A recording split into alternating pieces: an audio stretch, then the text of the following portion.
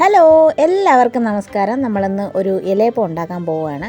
അതിന് നല്ലൊരു ഇല എടുക്കുക, വട്ടയില. നമ്മുടെ വട്ടയില എന്നാണ് പറയുന്നത്. ആ വട്ടയില എടുക്കുക. അതിൽ കുറച്ച് ഗോതമ്പ് മാവ് നന്നായിട്ട് കുഴച്ച്, ഇച്ചിരി ഉപ്പും കൂടെ ഇട്ട് വേണം കുഴയ്ക്കാൻ. കുഴച്ചതിന് ശേഷം കുറച്ച് ശർക്കരയും തേങ്ങയും ഇച്ചിരി ഏലക്കയും കൂടെ ഇട്ട് അതൊന്ന് വിരകിയെടുത്തതിന് ശേഷം നമ്മളെ ഈ മാവിനകത്തോട്ട് വെച്ച് ഇങ്ങനെ നന്നായിട്ട് രണ്ടായിട്ട് മടക്കുക.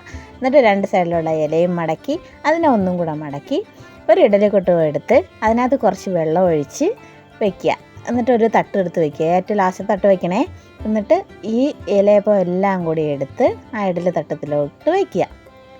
നമ്മുടെ എല്ലാ ഇലയപ്പവും മടക്കി എടുത്തിട്ടുണ്ട്. ഇനി നമുക്ക് നേരെ എന്ത് ചെയ്യാന്ന് വെച്ചാൽ ഒരു അടപ്പെടുത്ത് അടച്ച് വയ്ക്കുക. അതിനുശേഷം അടുപ്പ് കത്തിച്ച് അതിലോട്ട് നമ്മുടെ ഇഡലിക്കുട്ടം വെച്ച് നന്നായിട്ട് തിളപ്പിച്ച് വേവിച്ച് എടുക്കുക.